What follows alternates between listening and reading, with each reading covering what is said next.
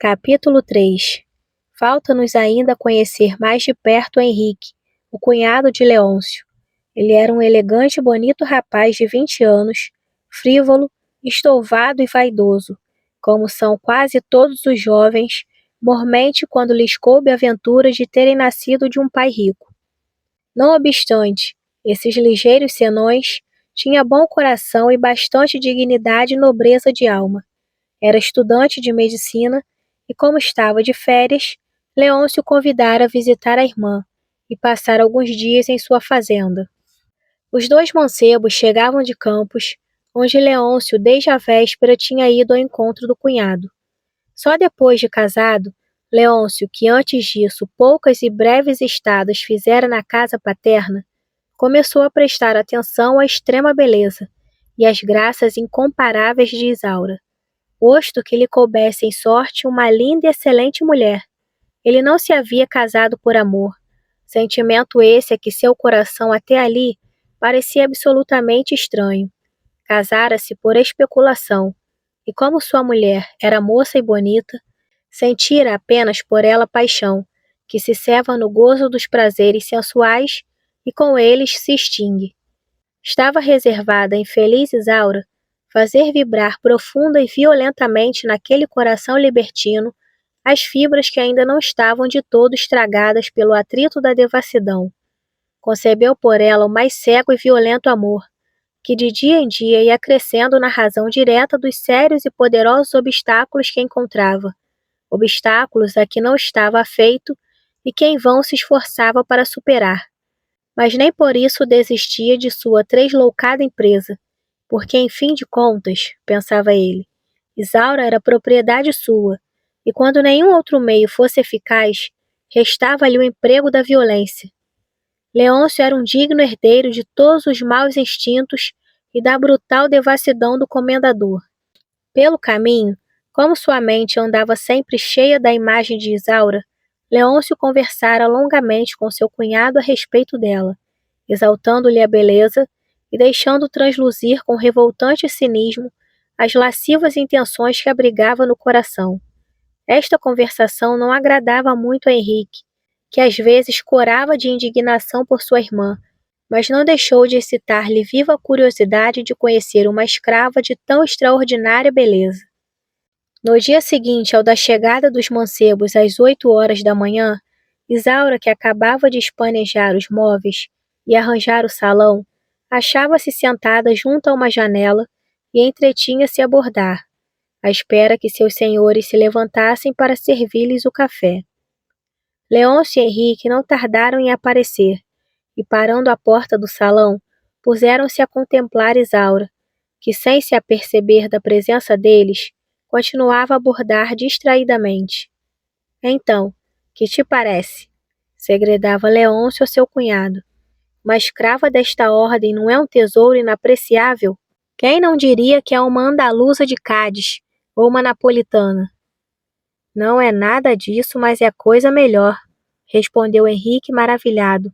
É uma perfeita brasileira. Qual brasileira? É superior a tudo quanto há. Aqueles encantos e aquelas 17 primaveras em uma moça livre teriam feito virar o juízo a muita gente boa. Tua irmã pretende com instância que eu a liberte, alegando que essa era a vontade de minha mãe. Mas nem tão tolo sou eu que me desfaça assim sem mais nem menos de uma joia tão preciosa. Se minha mãe teve o capricho de criá-la com todo o mimo e de dar-lhe uma primorosa educação, não foi de certo para abandoná-la ao mundo, não achas? Também meu pai parece que cedeu às instâncias do pai dela, que é um pobre galego que por aí anda, e que pretende libertá-la. Mas o velho pede por ela tão exorbitante soma, que julgo nada dever recear por esse lado. Vê lá, Henrique, se não há nada que pague uma escrava assim. É, com efeito encantadora, replicou o moço. Se estivesse no serralho do sultão, seria sua odalisca favorita. Mas devo notar-te, Leôncio, continuou cravando no cunhado um olhar cheio de maliciosa penetração. Como teu amigo e como irmão de tua mulher, que o teres em tua sala, e ao lado de minha irmã uma escrava tão linda e tão bem tratada, não deixa de ser inconveniente, e talvez perigoso para a tranquilidade doméstica. Bravo! Atalhou Leôncio galhofando. Para a idade que tens, já estás um moralista de polpa. Mas não te dê esse cuidado, meu menino. Tua irmã, que tem dessas veleidades, e é ela mesma quem mais gosta de que Isaura seja vista e admirada por todos. E tem razão, Isaura é como um traste de luxo, que deve estar sempre exposto no salão. Querias que eu mandasse para a cozinha os meus espelhos de Veneza? Malvina, que vinha do interior da casa, risonha, fresca e alegre, como uma manhã de abril, veio interromper-lhes a conversação. Bom dia, senhores preguiçosos, disse ela com voz argentina e festiva como o trino da andorinha. Até que enfim se levantaram. Estás hoje muito alegre, minha querida, retorquiu-lhe sorrindo o marido. Viste algum passarinho verde de bico dourado? Não vi, mas hei de ver. Estou alegre mesmo, e quero que hoje aqui em casa seja um dia de festa para todos. Isto depende de ti, Leôncio. Estava aflita por te ver de pé. Quero dizer-te uma coisa. Já devia tê-la dito ontem, mas o prazer de ver este ingrato de irmão, que há tanto tempo não vejo, me fez esquecer. Mas o que é? Fala, Malvina. Não te lembras de uma promessa que sempre me fazes? Promessa sagrada que há muito tempo devia ter sido cumprida? Hoje quero absolutamente, e exijo o seu cumprimento. Deveras? Mas que promessa? Não me lembro. Ah, como te fazes de esquecido. Não te lembras que me prometestes dar liberdade a Isaura? Ah, já sei, atalhou Leôncio com impaciência. Mas tratar disso aqui agora, em presença dela, que necessidade há de que nos ouça? E que mal faz isso? Mas seja como quiseres, replicou a moça tomando a mão de Leôncio, levando-o para o interior da casa. Vamos cá para dentro. Henrique, espera aí um momento, enquanto eu vou mandar preparar-nos o café. Só depois da chegada de Malvina, Isaura deu pela presença dos dois mancebos, que a certa distância contemplavam cochichando a respeito dela. Também pouco ouviu ela e nada compreendeu do rápido diálogo que tivera lugar entre Malvina e seu marido. Apenas estes se retiraram e ela também se levantou e ia sair, mas Henrique, que ficara só, a deteve com um gesto. Que me quer, senhor? Disse ela, baixando os olhos com humildade. Espera aí, menina, tem alguma coisa a dizer-te, replicou o moço, e sem dizer mais nada colocou-se diante dela, devorando-a com os olhos, e como estático contemplando-lhe a maravilhosa beleza. Henrique sentia-se acanhado diante daquela nobre figura radiante de beleza e de angélica serenidade. Por seu lado, Isaura também olhava para o moço, atônita e tolhida, esperando em vão que lhe dissesse o que queria. Por fim, Henrique, afoito e estouvado como era, lembrando-se que Isaura, a despeito de toda a sua formosura, não passava de uma escrava, entendeu que fazia um ridículo papel, deixando-se ali ficar diante dela em muda e estática contemplação, e chegando-se a ela com todo o desembaraço e petulância, travou-lhe da mão. Mulatinha, disse, tu não fazes ideia de quanto és feiticeira. Minha irmã tem razão. É pena que uma menina assim tão linda não seja mais do que uma escrava. Se tivesses nascido livre, serias incontestavelmente a rainha dos salões. Está bem, senhor, está bem, replicou Isaura, soltando-se da mão de Henrique. Se é só isso que tinha a dizer-me, deixe-me ir embora. Espere ainda um pouco. Não sejas assim má. Eu não te quero fazer mal algum. Oh, quanto eu daria para obter a tua liberdade, se com ela pudesse obter também o teu amor. És muito, muito mimosa e muito linda para ficares por muito tempo no cativeiro. Alguém preterivelmente virá arrancar-te dele, e se hás de cair nas mãos de algum desconhecido, que não saberá dar-te o devido apreço, seja eu, minha Isaura, seja o irmão de tua senhora, que de escrava te haja de fazer uma princesa. Ah, senhor Henrique, retorquiu a menina com enfado. O senhor não se peja de dirigir esses galanteios a uma escrava de sua irmã? Isto não lhe fica bem. Há por aí tanta moça bonita a quem o senhor pode fazer a corte. Não, ainda não vi nenhuma que te iguale, Isaura. Eu te juro. Olha, ninguém mais do que eu está nas circunstâncias de conseguir a tua liberdade.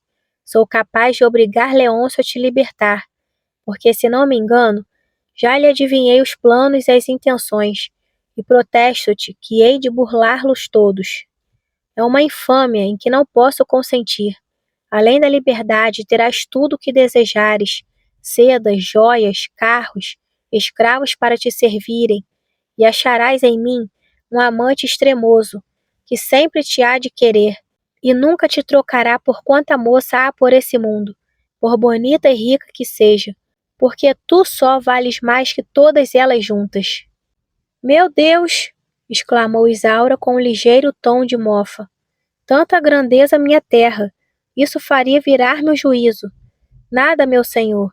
Guarde suas grandezas para quem melhor as merecer. Eu, por ora, estou contente com a minha sorte. Isaura, para que tanta crueldade? Escuta, disse o moço, lançando o braço ao pescoço de Isaura. Senhor Henrique! Gritou ela, esquivando seu abraço. Por quem é? Deixe-me em paz! Por piedade, Isaura, insistiu o rapaz, continuando a querer abraçá-la. Oh, não fales tão alto. Um beijo só e já te deixo. Se o senhor continuar, eu grito mais alto. Não posso aqui trabalhar um momento que não me venham perturbar com declarações que não devo escutar. Oh, como está a alteneira! Exclamou Henrique, já um tanto agastado com tanta resistência. Não lhe falta nada. Tem até os ares desdenhosos de uma grande senhora. Não te arrufes assim, minha princesa. Arre lá, senhor! Bradou a escrava já no auge da impaciência. Já não bastava o senhor Leôncio, agora vem o senhor também. Como? Que estás dizendo? Também Leôncio? Oh, bem o coração me estava adivinhando. Que infâmia! Mas de certo tu o escutas com menos impaciência, não é assim? Tanto como escuta o senhor. Não duvido, Isaura. A lealdade que deves à tua senhora, que tanto te estimas, não te permite que dê ouvidos àquele perverso. Mas comigo o caso é diferente. Que motivo há para seres cruel assim? Eu cruel com meus senhores. Ora, senhor, pelo amor de Deus, não esteja assim a escarnecer de uma pobre cativa. Não, não escarneço, Isaura, escuta! Exclamava Henrique, forcejando para abraçá-la e furtar-lhe um beijo. Bravo, bravíssimo! Retumbou pelo salão uma voz acompanhada de sardônica e estrepitosa gargalhada. Henrique voltou-se sobressaltado. Toda a sua amorosa exaltação tinha-se-lhe gelado de súbito no âmago do seu coração. Leôncio estava em pé no meio da porta, de braços cruzados e olhando para ele com um sorriso do mais insultante escárnio. Bravo, muito bem, senhor meu cunhado, continuou Leôncio no mesmo tom de mofa. Estás pondo em prática belíssimamente as suas lições de morais, requestando-me as escravas. Estás galante, sabe respeitar divinamente a casa de sua irmã. Ah, maldito importuno, murmurou Henrique, trincando os dentes de cólera. E seu primeiro impulso foi investir de punho fechado e responder com cachações aos insolentes sarcasmos do cunhado. Refletindo, porém, um momento, sentiu que lhe seria mais vantajoso empregar contra o seu agressor a mesma arma de que servira contra ele, o sarcasmo, que as circunstâncias lhe permitiam vibrar de modo vitorioso e decisivo. Acalmou-se, pois, e com sorriso de soberano desdém. Ah, perdão, meu cunhado, disse ele. Não sabia que a peregrina joia do seu salão lhe merecesse tanto cuidado que o levasse a ponto de andá-la espionando. Creio que tem mais zelo por ela do que mesmo pelo respeito que se deve à sua casa e à sua mulher. Pobre de minha irmã. É bem simples, e admira que há mais tempo não tenha conhecido o belo marido que possui. O que estás dizendo, rapaz? Bradou Leôncio com gesto ameaçador. Repete o que estás dizendo. O mesmo que o senhor acaba de ouvir, redarguiu Henrique com firmeza. E fique certo que o seu indigno procedimento não há de ficar por muito tempo oculto à minha irmã. Qual procedimento? Tu deliras, Henrique? Faça-se de esquerdo. Pensa que não sei de tudo? Enfim, adeus, senhor Leôncio. Eu me retiro, porque seria altamente inconveniente, indigno e ridículo da minha parte estar a disputar com o senhor por amor de uma escrava. Espera, Henrique, escuta. Não, não. Não tenho negócio nenhum com o senhor. Adeus, disse e retirou-se precipitadamente. Leôncio sentiu-se esmagado e arrependeu-se 1001 vezes de ter provocado tão imprudentemente aquele leviano e estouvado rapaz. Ignorava que seu cunhado estivesse ao fato da paixão que sentia por Isaura e dos esforços que empregava para vencer-lhe a isenção e lograr seus favores. É verdade que ele havia falado sem muito rebuço a esse respeito, mas algumas palavras ditas entre rapazes, em tom de mera chocarrice, não constituíam base suficiente para que sobre ela Henrique pudesse articular uma acusação séria contra ele em face de sua mulher. De certo, a rapariga lhe havia revelado alguma coisa, e isto o fazia espumar de despeito e raiva contra um e outra. Bem pouco lhe importava a perturbação da paz doméstica. O que o enfurecia era o perigo em que se colocava de ver desconcertados os seus perversos desígnios sobre a gentil escrava. Maldição! Rugia ele lá consigo. Aquele maluco é bem capaz de desconcertar todos os meus planos. Se sabe alguma coisa, como parece, não porá dúvida em levar tudo aos ouvidos de Malvina. Leôncio ficou por alguns momentos em pé, imóvel, sombrio, carrancudo, com o espírito entregue à cruel inquietação que o fustigava. Depois, pairando as vistas em derredor, deu com os olhos em Isaura, a qual, desde que Leôncio se apresentara, corrida, trêmula e anelante, fora sumir-se em um canto da sala. Dali, presenciara em silenciosa ansiedade a alteração dos dois moços, como corça malferida escutando o rugir de dois tigres que disputaram entre si o direito de devorá-la. Por seu lado também se arrependia do íntimo d'alma e raivava contra si mesma pela indiscreta e louca revelação que em um assomo de impaciência deixara escapar dos seus lábios. Sua imprudência ia ser causa da mais deplorável discórdia no seio daquela família, discórdia de que, por fim de contas, ela viria a ser a principal vítima. A desavença entre os dois mancebos era como o choque de duas nuvens que se encontram e continuam a pairar tranquilamente no céu, mas o raio desprendido de seu seio teria de vir certeiro sobre a fronte da infeliz cativa.